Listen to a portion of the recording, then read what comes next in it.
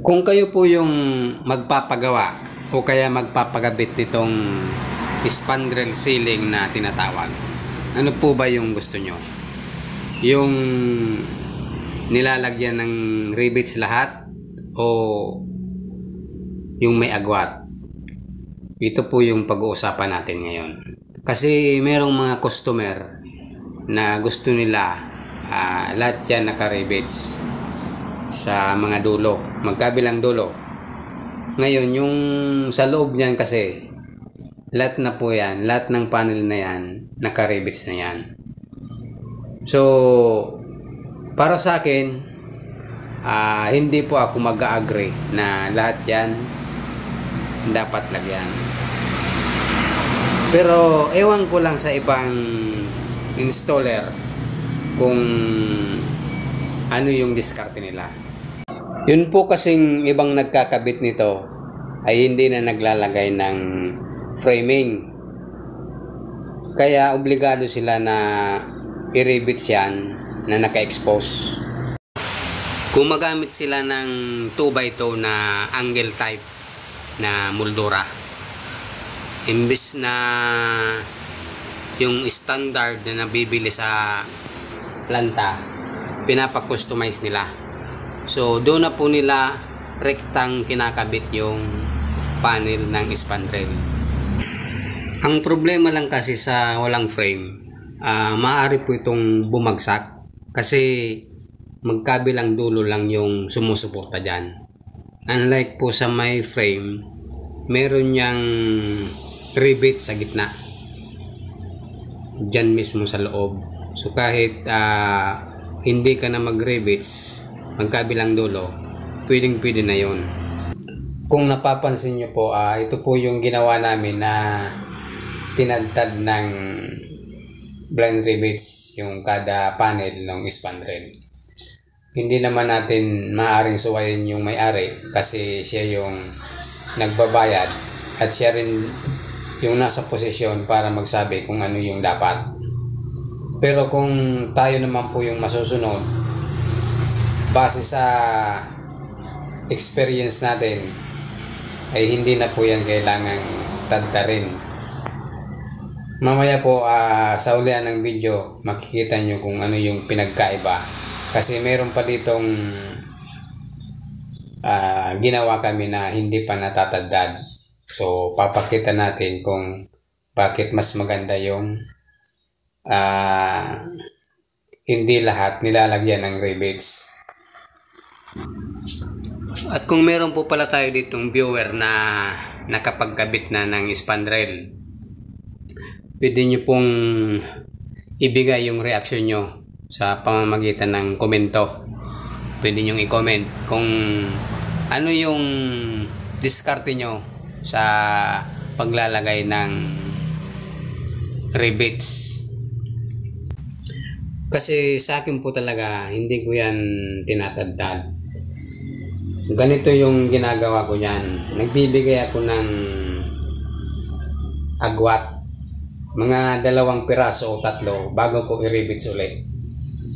Kasi na-preserve niya yung pagkatuwid ng end molding. Pagka kasi ni-rivets mo yan isa-isa, makikita nyo na may mga nakalubog dyan. Tulad po yan, yan po. Pero po kung yung may agwat, yung i-rivets nyo lang, yung halimbawa pagkatapos ng 2 piraso, 3 or 4, doon lang kayo magre-rivets. Kunti lang yung posibilidad na magkaroon ng mga ganyan na naglulubog-lubog. Yung iba kasi talaga hinahabol nila yung tibay nung pagkakakabit.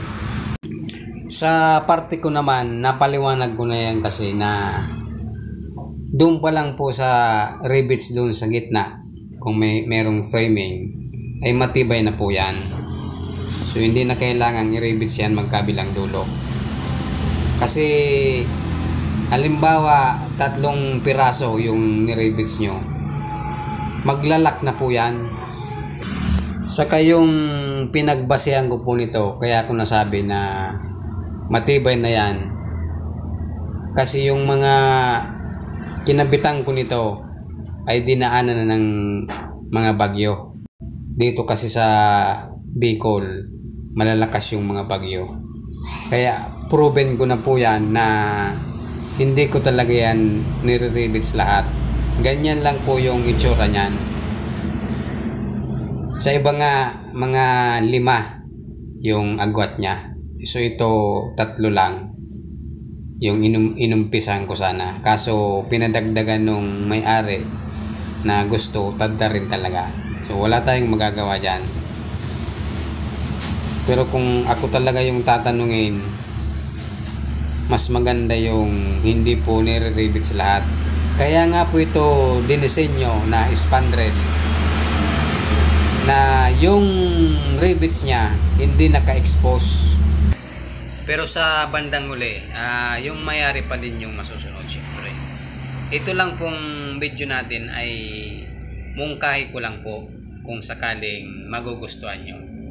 Wala namang problema kung hindi nyo susundan. Wala naman po itong pilitan.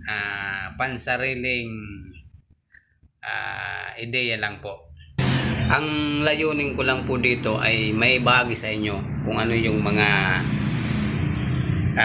nalalaman ko sa pagkakabit nitong spandrel.